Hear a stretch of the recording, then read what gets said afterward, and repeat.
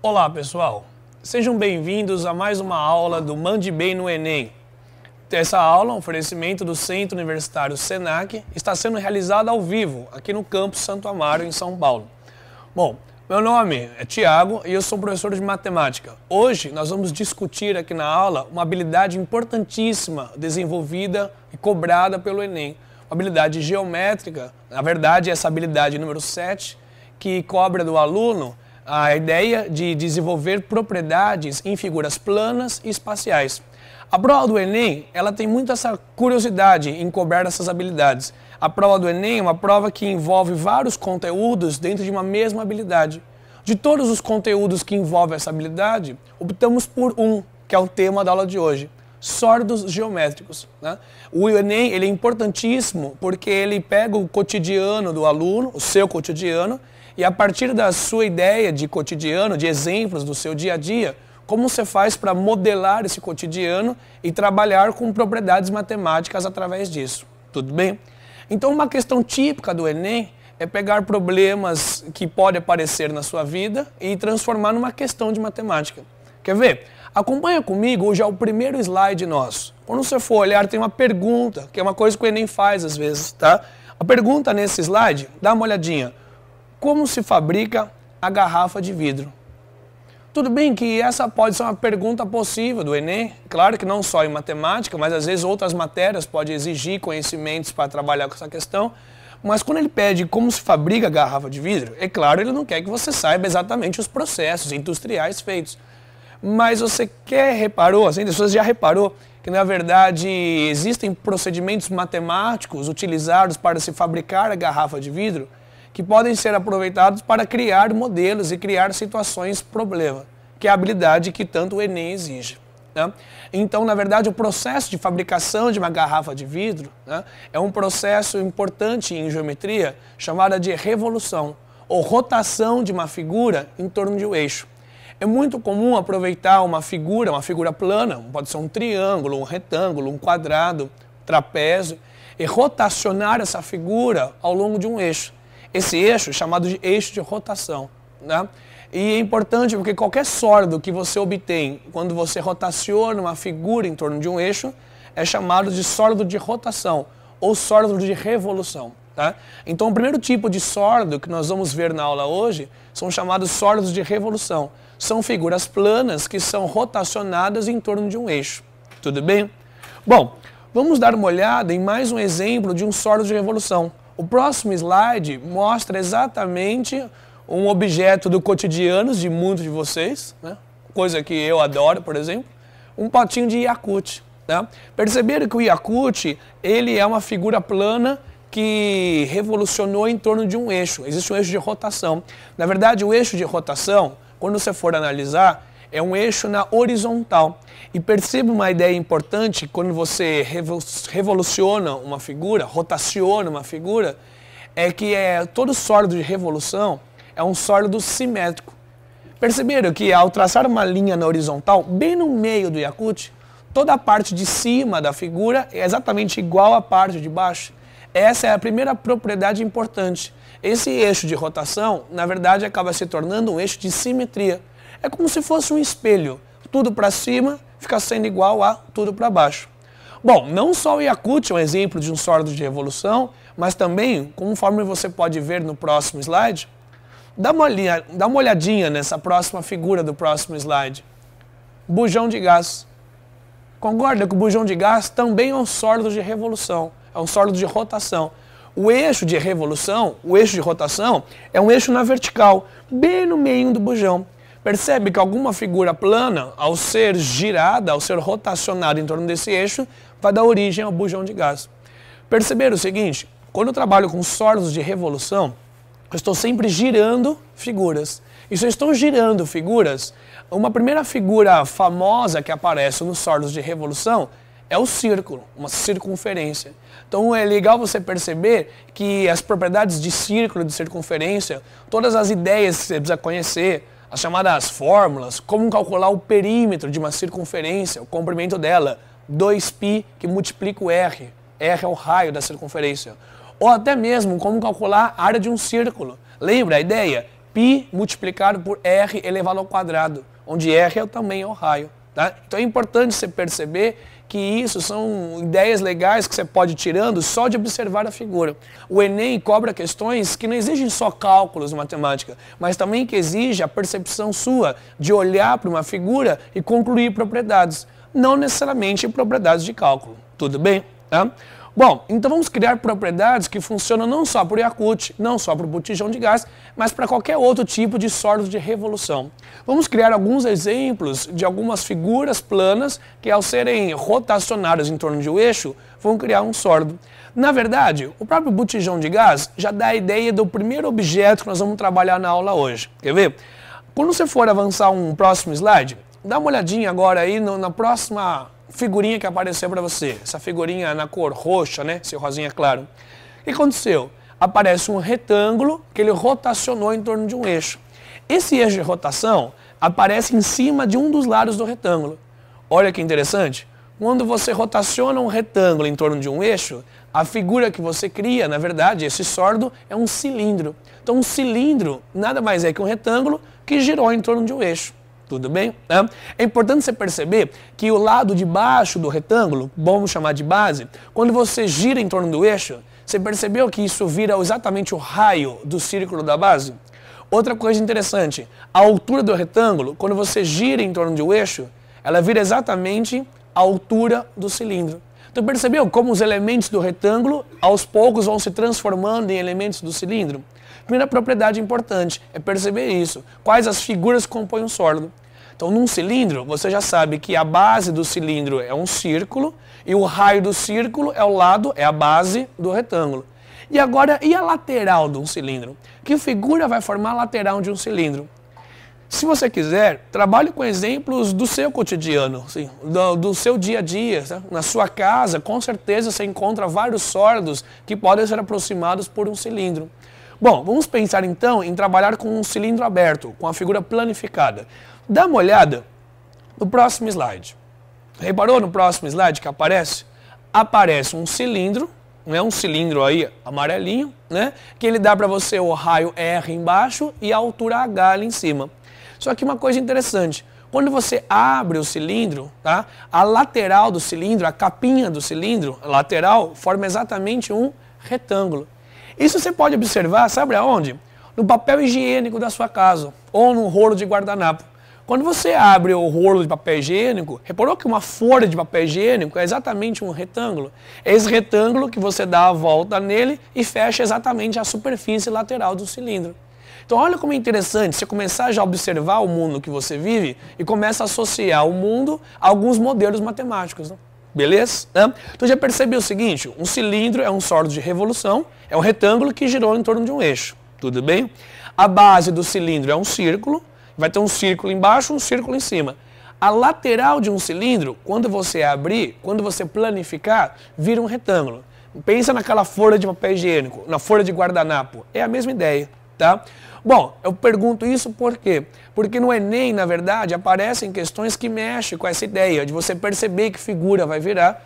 E por que é importante perceber que figura isso vai virar? Porque concorda que você já que percebeu que isso é um círculo embaixo, um círculo em cima, um retângulo na lateral, posso muito bem eu, como examinador do Enem, por exemplo, perguntar a área da base, que é a área do círculo, ou perguntar a área da superfície lateral, que era de um retângulo.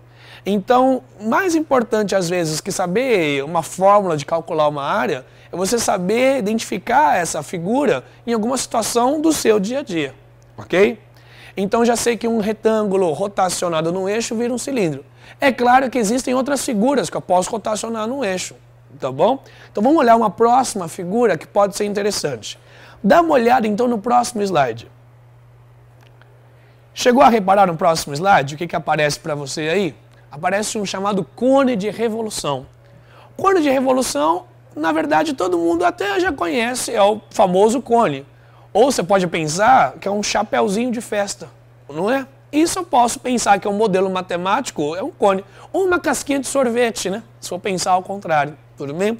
Mas o cone de revolução, como o nome próprio já está sugerindo, é exatamente uma figura que rotacionou em torno de um eixo. Agora, que figura que é essa? Vamos dar uma olhada? Olha o próximo slide. No próximo slide, aparece para você a figura colorida aí, né? Esse azul clarinho, né? Meio roxo, né? A figura que rotacionou em torno de um eixo e apareceu um cone. Na verdade, essa figura que aparece aí é um triângulo retângulo. Você percebeu que quando você pega um triângulo retângulo e gira ele em torno de um dos catetos e em torno de um dos lados menores, a figura que forma é exatamente um cone? Ele mostra nessa outra figura aí a ideia que você está girando o triângulo retângulo. Tá? Percebeu o seguinte? Na verdade, o cateto que está embaixo no triângulo retângulo, quando você gira, forma exatamente o raio da base. E a base continua sendo o círculo. Reparou?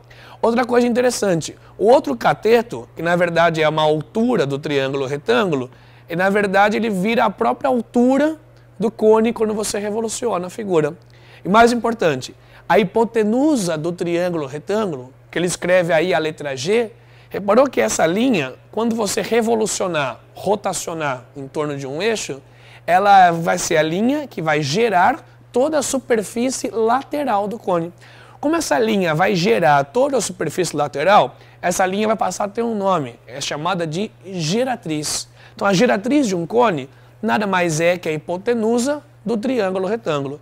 Essa linha tem como objetivo exatamente gerar a superfície lateral de um cone. Tudo bem?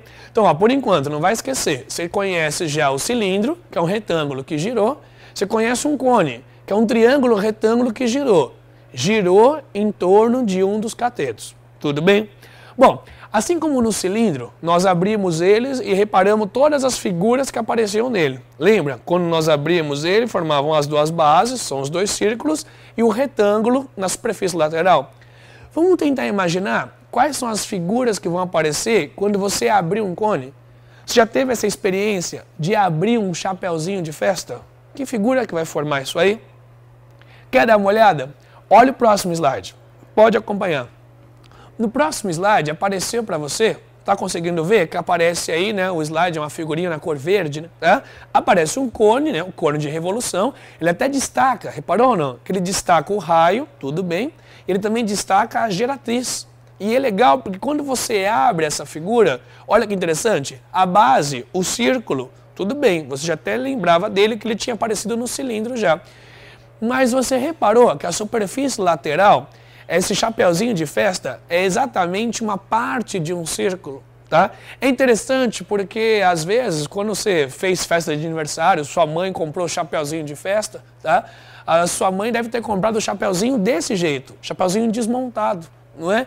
E aí ela liga essas duas pontas, né? Dá uma grampeada, para você poder usar na sua festa. Né? Então é importante você perceber que, na verdade, a superfície lateral de um cone é um setor circular, é uma parte de um círculo.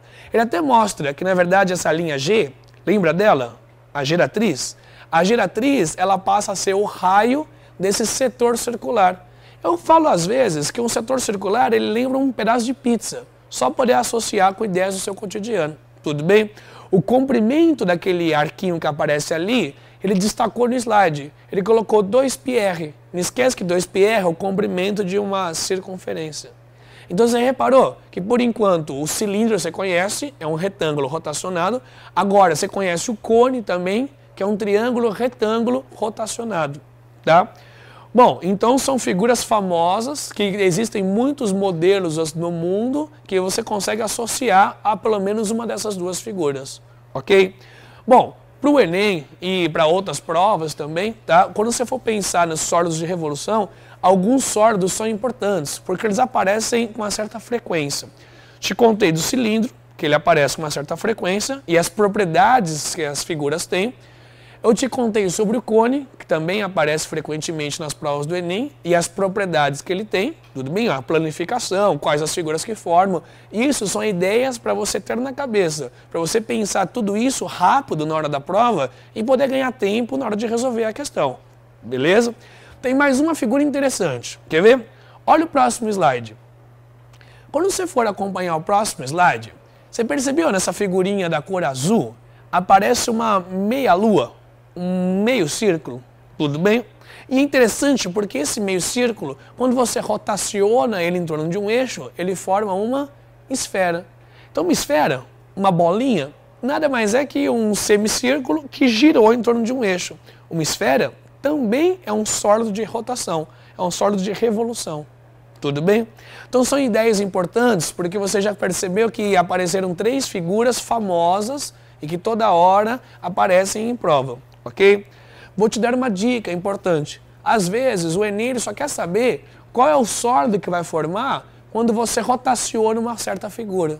E às vezes a habilidade de desenhar esse sólido, ela pode ser difícil, concorda? Ainda mais para às vezes a gente nunca teve a experiência de ter feito isso antes. Então tem um macetezinho, tem uma dica legal de como desenhar sólidos de revolução. Não importa a figura que você está gerando, a ideia vai ser sempre a mesma. Quer ver? Dá uma olhadinha na lousa. Quando nós formos olhar na lousa, pega um sólido qualquer, né, uma figura qualquer, estou chutando, tá bom? Uma figura, sei lá, um tanto esquisita, tá bom?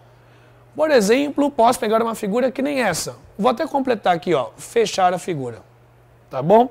Se eu for fechar essa figura, qual é o sólido de rotação que eu vou obter quando eu pegar essa figura e girar em torno de um eixo?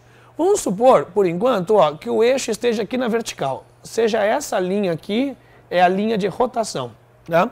Então uma dica legal para você girar figuras e desenhar essas figuras, para você perceber o que acontece, é o seguinte. A figura que aparece desenhada de um lado, você desenha ela igualzinha para o outro lado.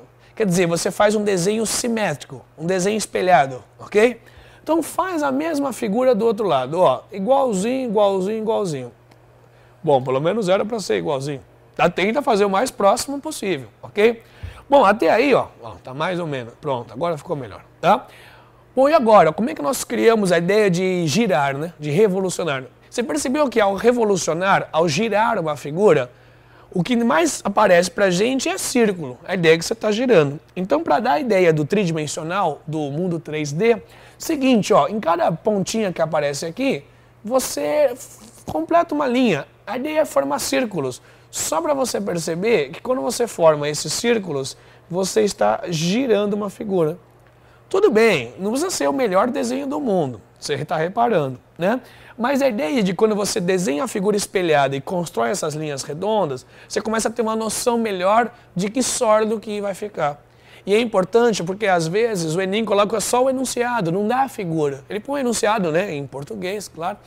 Mas ele não dá a figura, e você perceber que sólido vai virar, se você confiar só na sua cabeça, só na habilidade de abstração, eu acho que fica um pouco mais complicado. Então quando você realmente desenha, né, e realmente você olha para a figura que formou, eu acho que isso ajuda a pensar um pouco mais fácil. Tudo bem? Bom, por que eu te contei isso daí? Quando nós criamos sólidos de revolução, dependendo da figura que você revoluciona, cria um sólido diferente, ok? Criamos alguns, reparou ou não? O retângulo, quando revolucionamos, criamos um cilindro. O triângulo retângulo, quando nós revolucionamos em torno de um dos catetos, criamos um cone. E o semicírculo, quando nós giramos, criamos uma esfera, beleza? Então faz o seguinte, olha o próximo slide. Eu quis ouvir agora, deixar para você tentar. Um pouquinho, e aí eu deixo, de verdade mesmo, 1 minutinho, 2, tá? No máximo, tá? Como é que você desenharia o sólido de revolução obtido pela rotação de 2 figuras? Olha os 2 itens que ele põe para você. Item A, um triângulo retângulo em torno da hipotenusa. Então se eu pegar um triângulo retângulo e girar ele, não em torno de um dos catetos, hein? Em torno da hipotenusa, em torno do maior lado, que figura que vai dar isso aí? Depois, item B. Se eu pegar um trapézio retângulo, se eu gerar esse trapézio retângulo em torno da altura, que figura, que sólido que vai formar isso daí? Você quer tentar? Eu vou deixar 2 minutinhos para você tentar fazer esse desenho baseado nessa ideia de simetria. A gente já conversa já já. Pode ser?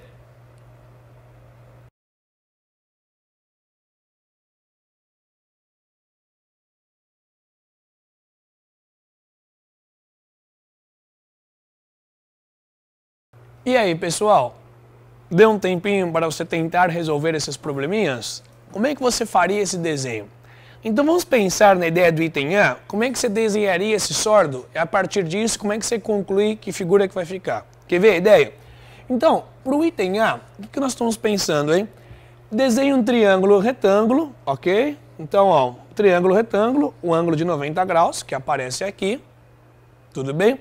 E agora, devemos rotacionar esse triângulo em torno da hipotenusa, que é o maior lado, é esse lado aqui. Então, em cima desse lado, eu vou desenhar aqui, ó, o eixo de rotação, o eixo de revolução. Qual que é a ideia que você tinha que ter em mente para desenhar a figura, hein? A ideia, primeiro, é começar desenhando o simétrico, desenhando a figura espelhada. Então, você vem do outro lado do eixo e tenta construir a mesma figura para o outro lado, ó, o mesmo triângulo retângulo, tudo bem? E agora, para dar a noção que você está girando, que apareça alguma coisa redonda aí, um dos vértices do triângulo retângulo, você faz aquela barriguinha. Dá até um pontilhadinho para dar noção de 3D, perspectiva, tá? E a ideia, só para você concluir alguma coisa, não precisa ser o melhor desenho do mundo, tá? Mas você percebeu que essa figura, ela parece com uma figura que já apareceu aqui hoje, que na verdade é um cone, só que apareceram aqui dois cones, reparou ou não? Tem um cone aqui em cima e um cone aqui embaixo. Eles chamam de cone de duas folhas, mas de verdade não interessa saber esse nome. O que importa é você perceber que esse sordo são dois cones. A base dos dois cones é a mesma, inclusive. Reparou? Tá? Então é importante você começar a associar figuras do seu cotidiano a modelos matemáticos, a começar a perceber ideias que estão surgindo aqui. Tá joia? Bom, isso foi o item A. O item B é você desenhar uma figura a partir da rotação de um trapézio retângulo. Para ficar mais fácil e não precisar fazer o desenho aqui na hora, dá uma olhadinha no próximo slide, vai aparecer para a gente a resposta aí. Reparou? Olha nesse próximo slide, aparece um trapézio, né, amarelinho, né, e ele fala que é um trapézio retângulo, né, tem os dois ângulos de 90, e quando você rotaciona em torno da altura, reparou que sordo que vai ficar? É um sordo interessante esse, não é? Ele parece uma sainha, mais ou menos, né, parece um cone, só que não tem a parte de cima, reparou? É como se eu pegasse um cone e cortasse o biquinho dele, né, essa parte de cima dele. Tá? Então esse sordo, ele também é famoso, tá bom? Famoso mesmo, tá? Quando você for olhar o próximo slide, dá uma olhadinha nesse próximo slide, que aparece ele com detalhes. Essa parte de baixo, quando você tira o biquinho do cone, é chamada de tronco de cone, tá bom? Então esse sordo, que na verdade o tronco de cone, nada mais é que a rotação de um trapézio retângulo em torno da altura dele, beleza? Tá? O que interessa pra gente? Como trabalhar com o tronco de cone? Será que eu preciso decorar alguma fórmula nova, alguma coisa diferente para trabalhar com tronco de cone? Olha que interessante. Se você conhece as ideias do cone, trabalhar com um tronco não é tão difícil. Reparou o seguinte, que na verdade ele prolonga o tronco de cone, ele faz essa linha pontilhada. Está acompanhando no slide? Dá uma olhadinha no slide para você ver. Ele faz uma linha pontilhada para mostrar justamente isso, né? Que todo tronco de cone, quando você prolongar, fica exatamente um conezinho aí em cima, né? Então, na verdade, a figura total fica um conezão, vou chamar assim, um cone grandão, e essa parte de cima, branquinha, um conezinho, um cone pequenininho. Reparou que o tronco de cone nada mais é que a diferença entre o cone grandão e o cone pequenininho, né? Qualquer elemento do tronco de cone, você pode obter ele a partir da diferença entre o cone grande e o cone pequeno. Por exemplo, como calcular o volume de um tronco de cone? Você pensa no volume do cone grandão e tira o volume do cone pequeno. Como calcular o tamanho da altura do tronco de cone? Você calcula a altura do grandão, depois tira da altura do pequeno. E o mais importante, quando eu digo para você assim em geometria, figura grande, figura pequena, cone grande, cone pequeno, a ideia de comparar coisa grande com coisa pequena é justamente a ideia que em matemática chamamos de figuras semelhantes. Então você percebeu que o cone grandão e o cone pequenininho são dois sordos semelhantes. Olha como as ideias vão começando a surgir naturalmente para você só de observar a figura. É isso que tanto o Enem cobra nessa habilidade. Você olhar para uma figura e explorar ela o máximo que você conseguir. Começar a associar várias ideias de geometria a uma figura. Ok? Bom, continuando então a ideia da aula, a gente pode pensar o seguinte. Será que existe algum objeto do seu cotidiano, alguma situação do seu dia a dia que você pode interpretar como um tronco de cone? Dá uma olhadinha no próximo slide. Reparou que o próximo slide aparece o tronco de cone, mas aparece uma ideia interessante, né? Aparece um objeto famoso, um abajur. Reparou que o abajur é exatamente um tronco de cone. A ideia é a mesma. Muitas provas do Enem e alguns vestibulares já cobraram essa ideia de você associar o abajur a um tronco de cone. Não só abajur, existem vários outros objetos, por exemplo, o chocolate. Já viram o chocolate tipo alpino? O chocolate alpino também tem uma forma parecida com um tronco de cone. Tá? Se você vira o tronco de cone ao contrário, pensa que a parte de maior está em cima, agora a parte menor embaixo. Vira de ponta cabeça. Teve já prova que pensou nisso como um vaso de planta. Ou então até aquelas coleiras que os cachorros põem, sabe? Para não ficar mordendo parte do corpo. Só para você ver que vários objetos que você usa, você consegue transformar em modelos matemáticos.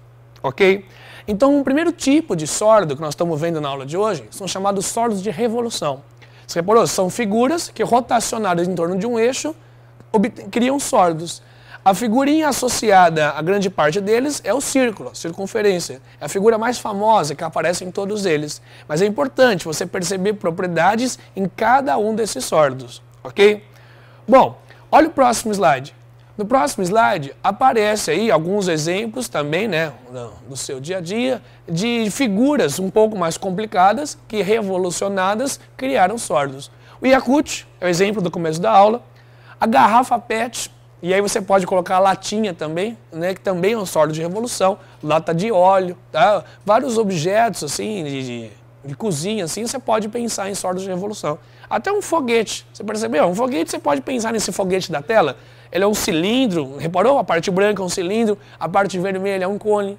Você começa a perceber a composição desses objetos para criar figuras interessantes. Ok? Vamos dar uma olhadinha na dúvida que apareceu para a gente. Olha aquele interessante, hein? É o Brendo Sena, de Campina Grande. Legal, Brendo. Tá? Como faria para calcular a área do tronco? Bom, Brendo, vamos pensar o seguinte. Se quiser, dá até uma olhadinha, né, em algum slide que apareça o tronco de cone. Se quiser voltar aí 1 ou 2 slides, o slide que aparece o abajur com o tronco de cone, pode ser esse slide. Volta nesse slide do abajur com o tronco de cone, só para a gente ilustrar a ideia, tá? Brendo, é o seguinte, calcular a área do tronco de cone, eu acho que você está pensando na área total, não é isso, não? Né? A área de toda a superfície do tronco de cone. Então pensa o seguinte, em cima aqui é um círculo, então é a área do círculo. Embaixo é um outro círculo, com raio maior. Então tudo bem, a ideia é a mesma da área do círculo, né? Pi r ao quadrado. Eu acho que o que está te intrigando é justamente a área da superfície lateral do tronco de cone. Você pode pensar nisso do mesmo jeito que você pensava para calcular volume ou para calcular altura. A área lateral do tronco de cone é a área lateral do cone grandão menos a área lateral do cone pequenininho. Lembra que no cone grandão, quando nós conversamos sobre ele, a superfície lateral era um pedaço de um círculo, era o chapeuzinho de festa? Então, cada verdade, o cone grandão vai ter um chapéuzão grandão, vai ser um pedaço de um círculo, se calcula essa área. Depois, o cone pequenininho de cima também vai ter um pedacinho de um círculo. A ideia é a mesma, é proporcional, né? Também calcula essa área. Se eu fizer a área da superfície lateral do cone grandão e tirar a área da superfície lateral do cone pequeno, o que sobra também é a área lateral da superfície do tronco de cone. Então a superfície lateral você pode pensar assim, como a diferença dos dois, mais as duas bases, que são dois círculos. Se você for somar, você tem a área total do tronco de cone. Ok? Bom, chegou uma outra dúvida, gostei. Agora de uma menina, Suelen Correia Garcia. Como faz a área lateral? Como calcular a área lateral? Então pensa assim, Suelen, quer ver? A área lateral de um cone, vamos pensar no cone, ok ou não? Vamos pensar na área lateral de um cone. Reparou que a área lateral é um pedaço de um círculo. Quando nós escrevemos um pouco sobre o cone, se quiser, tem uma ideia legal, Suelen, fazer o seguinte, ó, vamos voltar alguns slides, na verdade voltar bastante slides, muitos. Vamos para um slide interessante, que apareça cone de revolução e aparece um cone verde, que aparece o cone planificado. Vamos dar uma olhadinha então nesse slide, ó, cone de revolução, que aparece um cone verde e aparece o cone planificado. Ok? Chegou a olhar esse slide para a gente ter essa ideia na cabeça? Você percebeu que a área lateral do cone, na verdade, é a área dessa figurinha aqui, que é a área desse setor circular, tá? Ele até destaca para a gente que o raio desse setor é exatamente a geratriz do cone. Tudo bem? Então imagina o seguinte, um setor circular é um pedaço de uma pizza. Tudo bem? Ó, é um pedaço do círculo completo. Então a área do setor é uma fração da área total. Lembra que a área do círculo completo é πr ao quadrado, onde r é o raio. No caso, o raio é a geratriz, então vai ser π vezes g ao quadrado. Tudo bem? Só que isso é a área de todo esse pedação aqui, tá? E como eu descubro a área só do que me interessa, tá? Por que num tronco de cone, na verdade, isso que vai aparecer aqui pra gente, ó, é uma partezinha. Então, essa área depende muito desse ângulo aqui, que é o ângulo central. Pense o seguinte, se você tivesse o círculo completo, ou seja, 360 graus, se eu tivesse esses 360 graus, eu teria a área completa. Eu teria o πr ao quadrado. Só que no caso, o r, o raio, é a geratriz, ok? Bom, se eu tiver uma parte menor, um ângulo aqui que aparece nos exercícios, essa vai ser uma área um pouco menor. Ou seja, qual que é a ideia de achar a área lateral? É fazer a regra de 3. É você comparar esse pedaço com o total do círculo. Tudo bem? Desse jeito, você acha a área lateral do cone. Como o tronco de cone é um conezão menos um conezinho, você pensa nisso para o cone grandão, pensa nisso para o cone pequeno e subtrai um do outro. Tudo bem? Beleza, Suelen? Bom, vamos lá então, hein? Mais dúvidas, hein? Tô gostando de ver. A Gabriela Pires, né, de Salvador, que falou, pode dar um exemplo desse cálculo. Acho que é do cálculo da área lateral. É isso que você está falando? Nega, tá? Tudo bem, ok mesmo. Ó, vamos fazer o seguinte, vamos dar uma olhadinha aqui, um exemplo numérico, melhor ainda, tá? Olha que interessante, ó. Vamos pegar um exemplo, por exemplo, de um cone, onde essa geratriz do cone, a hipotenusa, ela meça, por exemplo, 2 centímetros, tudo bem? Ó? Então, 2 centímetros, tá? E, na verdade, esse ângulo, que é o ângulo do chapeuzinho, vamos chutar, por exemplo, 60 graus, ok? Tá? Então, pense o seguinte, ó, quando você for calcular a área do círculo completo, então, para os 360 graus, a área do círculo total é πr ao quadrado. Esse raio, o r, vale 2. Tá? Bom, como esse ângulo do setor não é 360, é só 60, então, na verdade, se aqui for só 60, essa área eu não conheço, vai ser um pouco menor que isso. Tudo bem? Como fazer a conta agora? Vamos multiplicar em cruz. 360 multiplica o A, que eu não conheço. E isso tem que ser igual a 60 multiplicado por esse número. Bom, 2 ao quadrado é 4, né? Então fica 4 vezes π multiplicando 60. Vamos escrever assim, ó, 4 vezes π multiplicando 60, ok? Né? Bom, esse 360 está multiplicando, então passa ele dividindo. Fica 4π multiplicado pelo 60, e você vai dividir pelo número 360. Então, ao invés de fazer os cálculos, se quiser pode simplificar a expressão. Esse zero eu já corto com esse zero. O 6 dá para simplificar o 36. Né? Divide em cima e embaixo por 6. Vai dar 1 aqui e vai dar 6 embaixo. Conclusão, ficou 4π dividido por 6. Né? Então eu poderia dizer que a área é 4π sobre 6. Simplificando ainda mais ainda, se alguém quiser, 2π sobre 3. Divide por 2 em cima e embaixo. E pode deixar a resposta assim. Beleza? Né? Mas só um detalhe importante, viu, Gabriela? O seguinte, ó.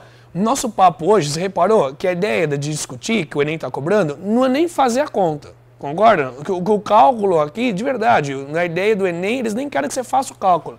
Eles querem que você identifique essas propriedades na figura. Tenha ideias. Ter ideias, às vezes, é mais importante do que fazer simplesmente uns cálculos. Mas está aí explicado aí. Tá bom? Além disso, ó também a Laiane Martins. Professor, o raio do cone de revolução seria a base do triângulo retângulo. Isso é verdade. O que você falou é verdade. Tá perfeito isso aí. Joia. Legal. Tá bom? Bom, então vamos discutir agora um outro tipo de sólidos geométricos. Sólidos que não são sólidos de revolução. Para isso, eu vou precisar aqui, ó, de um programinha interessante. Tá? Ele mostra para a gente um pouco algumas ideias sobre alguns sólidos. Tudo bem? Esses sólidos que estão aparecendo aqui, você está reparando que isto parece uma pirâmide? Eles têm um nome curioso, né? São os chamados de poliedros. Poliedros são as figuras que têm várias faces. Cada face nada mais é que uma figura que você está vendo aqui. No caso, é um desses triângulos aqui. Então, essa figura, olha no cantinho que aparece aqui, hein? Escrito em inglês, inclusive, ó, é um tetraedro. O que é um tetraedro? São sólidos que têm 4 faces. Então, são 4 figuras que estão se conectando. No caso, são 4 triângulos. Tudo bem? Bom, como é que eu vou saber quais são as figuras que estão formando esse sólido? Ó, uma dica interessante. Tenta planificar o sólido. Ou seja, deixa ele aberto. Aqui dá para você abrir o sólido. Com o programa fica mais fácil. Evita que a gente pense em muita coisa. Olha que interessante. Com o sólido aberto, você percebe que realmente são 4 triângulos que aparecem aqui. Esses 4 triângulos, quando você fechar de volta, formam exatamente um tetraedro. Então, o tetraedro é um primeiro tipo de sólido diferente daqueles sólidos de revolução. É um sólido composto por várias faces. Então, cada face é uma figura plana, você percebeu? Cada biquinho do tetraedro, eles chamam de vértice. Então, um vértice é um biquinho na figura que aparece pra gente. E cada linha dessa branquinha que aparece aqui, ó, que é a linha que divide aqui as duas figuras, é chamada de aresta. Então, uma aresta nada mais é que o lado das figuras planas. Tá? Então, é interessante você ver uma coisa curiosa. Qual que é o padrão que existe por trás dos poliedros? Bom, o tetraedro você pode contar. Você já sabe que existem 4 faces, é isso? São 4 triângulos. Vamos contar quantos vértices ele tem? Quantos biquinhos tem essa figura? Ó, tem um aqui em cima, 2, 3, 4 vértices, né? 4 biquinhos. Dá para contar quantas arestas tem. Não sei se é óbvio, não sei se é rápido, mas dá. Tem 1, 2, 3, 4, 5 e tem uma escondida lá atrás, 6 arestas. A aresta é mais complicada de enxergar, né? Ela está aqui. Mas tudo bem, dá para contar também. Bom, tetraedro é um tipo de sólido. Vamos conhecer mais alguns? Essa figura é chamada de hexaedro, porque são 6 faces. É que são 6 faces e cada face é um quadrado. Ela é conhecida popularmente aí como um cubo, né? Um dadinho, né? Mas isso aqui é um hexaedro, são 6 faces todas quadradas. Então é importante, você já percebeu o número de faces que ela tem. Se quiser contar as faces rapidamente, ó, basta abrir a figura. Você percebeu?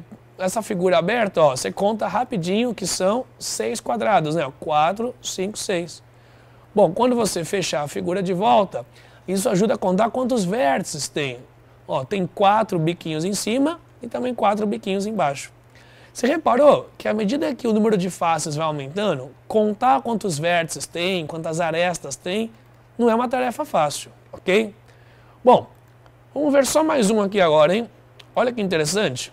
Um balãozinho, né? É um octaedro. Vamos imaginar? Octaedro, pelo nome, deve ser um sólido que tem 8 faces, ok? No caso, são 8 faces triangulares. São 8 triângulos. Se você quiser identificar os 8 triângulos, pronto. Abre a figura, aparece, ó, 1, 2, 3, 4, 5, 6 e aqui embaixo 7, 8. Ele vai fechando, só para você sentir como monta o sólido em 3D, né? Em 3 dimensões. E também é possível contar, né? Quantos vértices e quantas arestas tem. Ó, vértice tá fácil, hein? Um em cima, 2, né? Um embaixo, e mais 4 aqui na lateral, aqui no meio. Então são 6 vértices. Mas contar as arestas não é fácil. Bom, isso é um exemplo. Existem sólidos bem malucos. Ó, um icosaedro. Olha que doido. É um sólido com 20 faces. São 20 faces triangulares. Mas existem diversos tipos de sólido. O nome do sólido é dado a partir do número de faces que ele tem. Esse tipo de sólido, chamado sólidos poliédricos, ok? Só para você ter uma ideia, olha o tanto de sólido que aparece aí. Vou mostrar para você um, só para você ficar impressionado. Olha que legal, é um sólido bem interessante. Tem muitas faces mesmo. E com certeza muitos vértices, muitas arestas. Bom, se alguém for muito corajoso, eu vou deixar o sólido aberto aqui. Se alguém quiser contar quantos triângulos está enxergando aí, fica à vontade, viu? Mas ó, Faça isso depois, porque senão a aula não vai acabar nunca, não é? Então, só para você conhecer que os poliedros são outro tipo de sólido. Não são sólidos de revolução. São sólidos onde você junta várias figuras. Tudo bem? Bom, a nossa ideia na aula hoje é identificar propriedades nessas figuras. Então, será que não existe alguma propriedade por trás de todos os poliedros? Assim como os sólidos de revolução têm propriedades que envolvem um círculo, e os poliedros têm propriedades que envolvem número de faces, número de vértices, número de arestas? Vamos dar uma olhada? Bom, olha o próximo slide, que aparece um tetraedro. Chegou a ver um slide onde aparece tetraedro? Aparece a figura do tetraedro, não é? E aparece um resuminho aí da quantidade de faces, arestas e vértices que essa figura tem. Reparou que são 4 faces, né? São 4 triângulos, lembra? São 6 arestas, são 6 lados ali que tem as figurinhas em comum, né? São 6 pauzinhos, tá? E 4 vértices, 4 biquinhos, tá? Bom, isso é uma ideia pro tetraedro, ok? Então, do tetraedro, você conhece faces, conhece arestas, conhece vértice, beleza. Olha agora para o hexaedro, que é o cubo. Olha o próximo slide.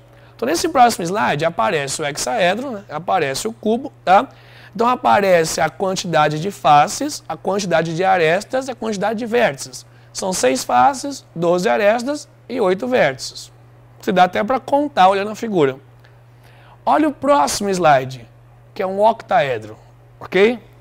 Acompanhando o próximo slide, um octaedro é o balãozinho. São 8 faces, 12 arestas e 6 vértices. Bom, olhando cada sólido desse separado, você consegue descrever e dar características para esses sólidos, contar vértices, faces e arestas. Mas será que não existe um padrão por trás desses 3? Então, para você poder começar a enxergar melhor alguns padrões, uma dica interessante. Olha o próximo slide. Organize todas as informações que você obteve até agora numa tabela. Às vezes as tabelas são importantes para organizar informações, para poder juntar informações ou até para poder enxergar padrões. Olha agora, ó, a primeira linha da tabela. Um tetraedro, 4 vértices, 4 faces. Na verdade são 6 arestas, né? Depois, na segunda linha, um hexaedro, ó, 8 vértices, 6 faces e 12 arestas. E um octaedro também. Qual que é o padrão por trás? Olha que interessante. Em cada um desses sólidos, quando você for somar o número de vértices com o número de faces, é interessante que essa conta é sempre 2 a mais que o número de arestas.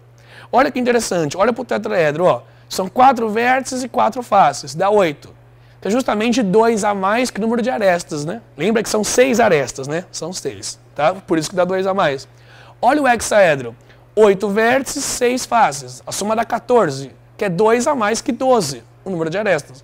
E o octaedro são 6 vértices e 8 faces. A soma dá 14, que é exatamente 2 a mais que as arestas.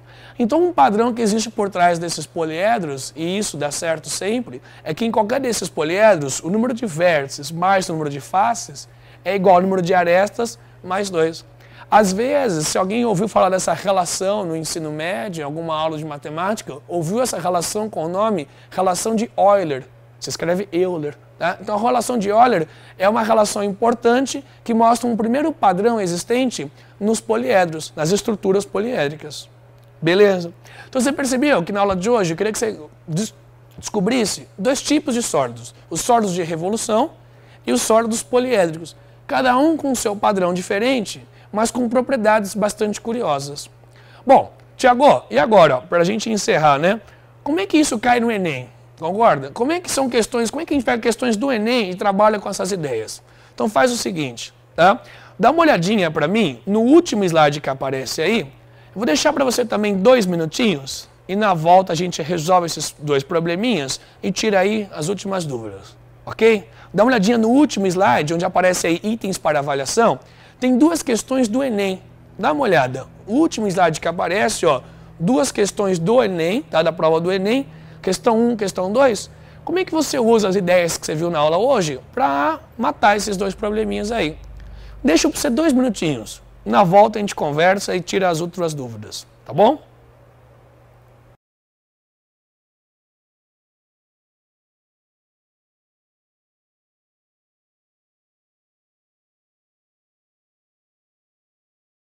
E aí, deu tempo já de você pensar um pouco sobre essas questões? Bom, vamos começar a bater papo dessas questões, que é daí interessante. Olha, antes disso, na verdade, uma dúvida interessante, que veio do José Reis Santiago, lá de Teresina. Ele perguntou o seguinte: as arestas são sempre o dobro da quantidade de faces ou é apenas uma coincidência? Ó, José, é uma coincidência com esses exemplos, tá bom? Existem poliedros que não são tão simétricos, não são tão regulares, igual a esses que apareceram aí nesses exemplos, e isso que você está dizendo já não vai ser verdade sempre. Em alguns poliedros, o que você disse é verdade, mas não é uma verdade para todos os poliedros, ok? Bom, e também aí um comentário interessante do Brendo, hein? Lá o Brendo lá de Campina Grande mandando aí as respostas. Ó, Brendo, não vale olhar no gabarito, hein, meu? Mas se você pensou, parabéns, acertou mesmo. Ó, questão 1, resposta E, e a questão 2, resposta C. O Lucas Mesquita, lá de Fortaleza, também concorda com o Brendo. Vocês estão conversando entre vocês dois, não, né? Bom, mas os dois acertaram, parabéns mesmo, tá? Então vamos conversar um pouco, discutir sobre essas questões, né? E vamos pensar como é que o Enem pensou nisso, né? Olha que interessante questão. A figura ao lado mostra o modelo de uma sombrinha muito usado em países orientais. Essa figura é a representação de uma superfície de revolução, chamada de...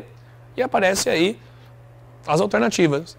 Bom, vocês perceberam que a sombrinha, a parte ali de cima do guarda-chuvinha, é exatamente um cone.